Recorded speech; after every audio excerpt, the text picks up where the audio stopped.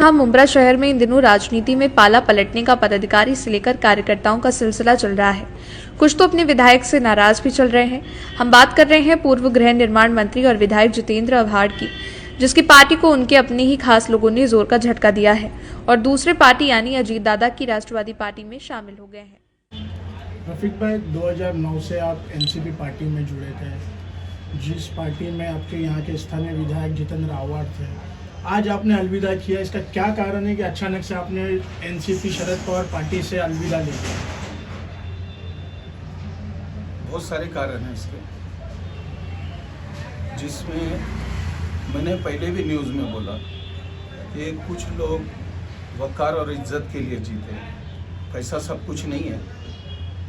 वक़ार और इज्जत के लिए मैं था और बहुत मेहनत से, कुर्बानी से काम किया मैंने पार्टी के अंदर, और सारे प्रेस वाले तकरीबन मेरे दोस्त हैं और वो इस बात को जानते हैं, मेरे बोलने की ज़रूरत नहीं। आज जितने लोग मेरे अरीब करीब में है या मेरे साथ में जो गए थाना नजीब भाई के, और एक बहुत बड़ी टीम आने के लिए तैयार है, जो मेरे को कंटिन्यू कॉल कर रही है कि भाई हम लोग भी आ रहे हैं, हम लोग बोलना चाहिए था हमको, तुम जा रहे। और ऐसा हुआ कि जिसमें आधे लोग यहाँ पे छोड़ गए, उसमें से मेरे अजीज़ दोस्त फिरोज़ भाई भी है और बहुत सारे लोग यहाँ रह गए मोर्चे में जाना। और उसमें सबसे बड़ी बात ये थी कि जो भीड़ मैं लेकर गया था वो 300-500 वाली भीड़ नहीं थी, मेरे मोहब्बत में आने वाले। नजीब मुल्ला की पार्टी में ही क्यों गए आप? कांग्रेस थी, समाजवादी थी, क्या कारण है कि नजीब मुल्ला की पार्टी आपने चुने?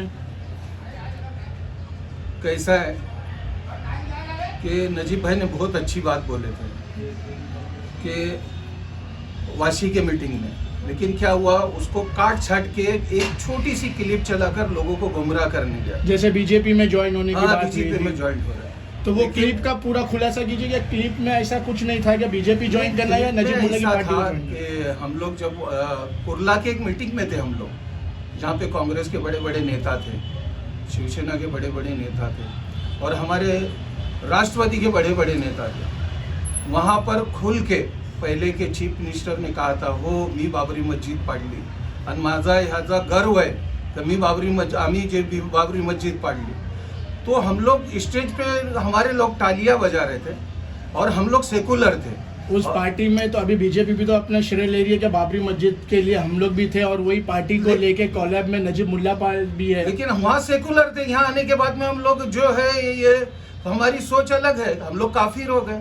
सेकुलर तो यहाँ के विधायक भी थे। हाँ, तो फिर विधायक को छोड़ने का कारण क्या है? क्या नसीहत है आपको? मतलब विधायक को आपने, मैंने वीडियो देखा, आपने कुछ नसीहत दी है, कच्चे कान को लेकर ऐसी कुछ बातें की है आपने? मैं बताया ना, कान को सुख देने वाले लोग जब आ गए तो दूर जाना लाजिम था।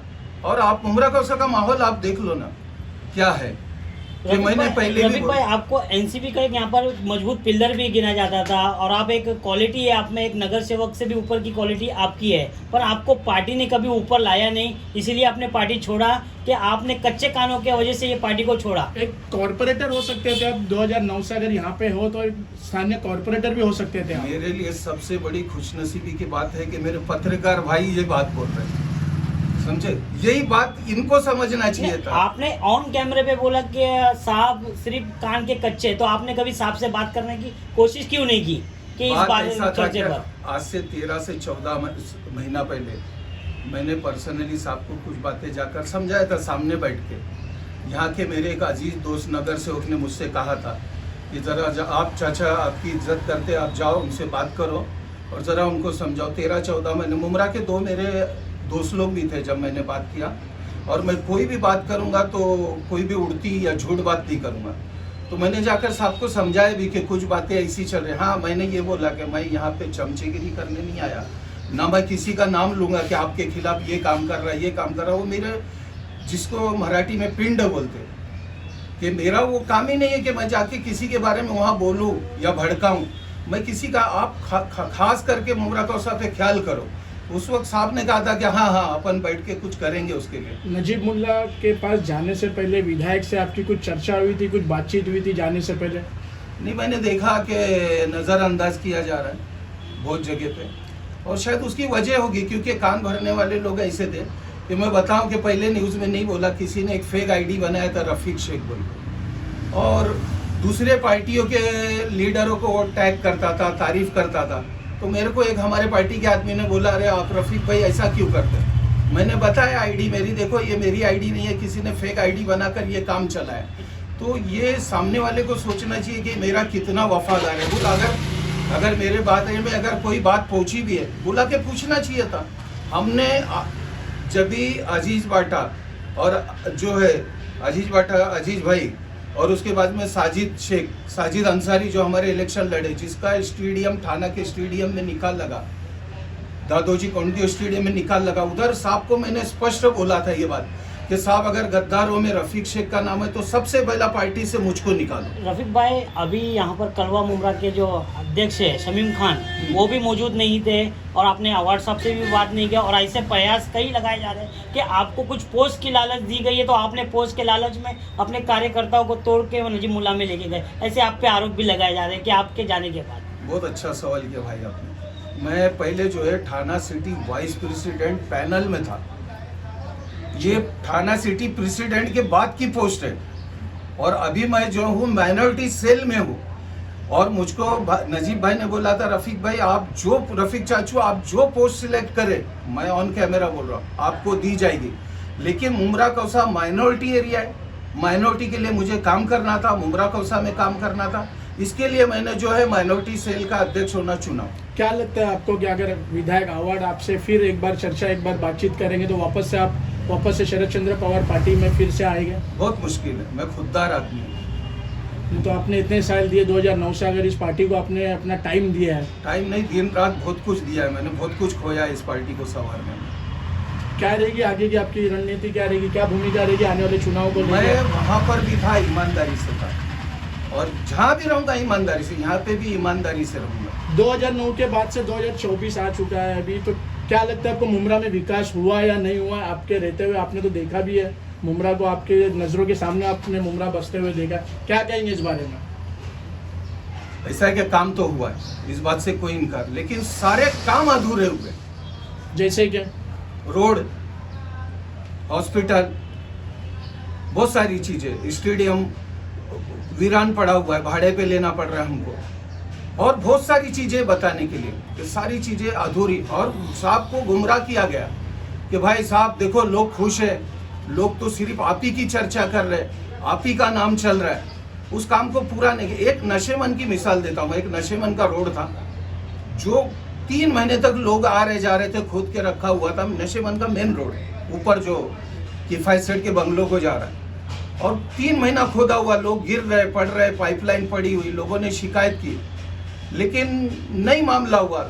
यहाँ के नगर सेवकों से आपकी मतलब संतुष्टि है क्या? काम हुआ है 5-5 साल का जो इन लोग ने अपना जो टर्म पूरा किया है, क्या लगता है आपको? यहाँ के नगर सेवकों से मेरा बहुत अच्छा ताल्लुक रहा। नहीं, ताल्लुक की बात नहीं है, कामकाज को लेके, या कामकाज किए हैं लोगों के लिए? जो फंडिंग पास होती थी कि पूरा पैसा लगा हुआ है बराबर से, काम तो लोग कर रहे थे नगर सेवक यहाँ के मौजूदा, लेकिन उनको भी गुमराह किया गया मेरे बारे में। रफीक भाई, जैसा कि कल एक इंटरव्यू चला और एक वीडियो भी बहुत वायरल हो रहा है, नजीब भाई ने एक मुसलमानों से अपील की है कि मुसलमानों को बीजेपी ज्वाइन करना चाहिए। नहीं, बीजेपी नहीं, यही होता है कि लिए मुझे वो नहीं बोले थे, मैं तुमको खुलासा कर दूं, उन्होंने ये बोला था कि बाबरी मस्जिद की जगह पे मंदिर बनना चाहिए। ये एक यूपी के आमदार खन्ना ने, कांग्रेस के लोगों ने सबसे पहले डिमांड किया, और वहां पर मूर्ति रखते वक्त भी कांग्रेस थी, और उसके बाद में जब बाबरी मस्जिद तोड़े गई तो भी कांग्रेस थी, और जब 92 का फसाद हुआ तो सेंटर से लेके स्टेट में तो कांग्रेस थी। कांग्रेस जो बीजेपी हमारी खुली दुश्मन है, हम जानते हैं कि ये हमारा दुश्मन है, तो हम जो है होशियार रहे थे। और ये जो पीछे से कांग्रेस वार कर रहे, इससे तुमको बचना चाहिए। बीजेपी में आने को कहीं पे भी नजीब भाई ने नहीं बोला। एक सेकुलर सोच है अजीत दादा की, और एक सेकुलर पार्टी तो कंबाइन ही है बीजेपी के साथ में। तो क्या लगता है आपको कि आने वाले टाइम में आपको बीजेपी जो बोलेगी वही आपको करना है, आपकी पार्टी की तरफ से आपको जो संदेश आएगा, जो मैसेज आएगा, वो आप पूरा करेंगे? अजीत दादा अपने आप में एक बहुत बड़ी शख्सियत, हैसियत रखने वाले शख्सियत है, और नजीब भाई भी ईमान वाला है, ये बात याद रखना।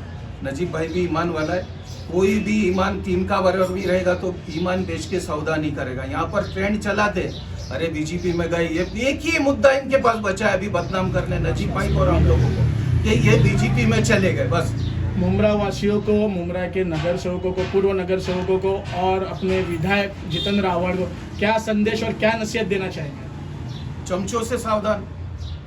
नगर सेवक को भी बोलता हूँ, मेरे जूने दोस्तों को, कि एक की बात दो, दो की बात चार ले जाकर पहुंचाने वालों से सावधान रहे और यही काम साहब को करना चाहिए। और मुमरा की जनता जो अभी वोटर्स है, आने वाला चुनाव है, क्या कहना चाहेंगे? मैं तो बोलता हूँ, जो अल्लाह से डरने वाला है वो न किसी बीजेपी से डरता है, न किसी से डरता है। उसको डरने की ज़रूरत भी नहीं। जिसके दिल में अल्लाह का खौफ होएगा वो दुनिया में किसी से नहीं डरेगा। हम लोग गुलाम नहीं है, हम लोग खुददार लोग हैं। खुल के आना, नजीब भाई के साथ में डरना नहीं। ये लोग माल बेचेंगे बीजेपी, एक ही मुद्दा है बस, तुमको डराया जाएगा बीजेपी के नाम से। हाँ, और डरना नहीं। हमारे दिल में अल्लाह का खौफ है, अल्लाह का डर है, हमको किसी का डर नहीं लगता। अभी रफीक भाई पर कोई प्रेशर नहीं है, तो आने वाले दिनों में रफीक भाई खुलकर आवाज़ उठाएंगे, विधायक हो या नगर सेवक है उसके खिलाफ में यहाँ पर आवाज़ दिखेंगे रफीक भाई की? देखो, बहुत लोग आने के लिए तैयार है मेरे साथ। सुबह से शाम तक कॉलिंग चालू है कि हम लोग आप गए, हमको बुलाना चाहिए था, हम साथ में आते हैं। और इसका आप 3 महीने में नज़ारा देखेंगे इंशाल्लाह। ऐसा तो नहीं है कि रफीक शेख जो है पार्टी को इसलिए छोड़ा, जैसे शरद पवार के हाथ से पार्टी चली गई है, चिन्ह चले गया है, बड़े बड़े दिग्गज नेता चले गए, तो रफीक शेख भी वही देख रहे हैं जहाँ पे मजबूती है वहाँ पे मुझे रहना जरूरी है। ये बहुत बड़ी गलतफहमी। अभी आदमी जाता है मुफाद के लिए, सबसे बड़ा उसका रहता है या तो डर, ना मेरा जीपी चालू है, ना गटर का काम चालू है, ना नाले का काम चालू है, तो मैं क्यों डरूं?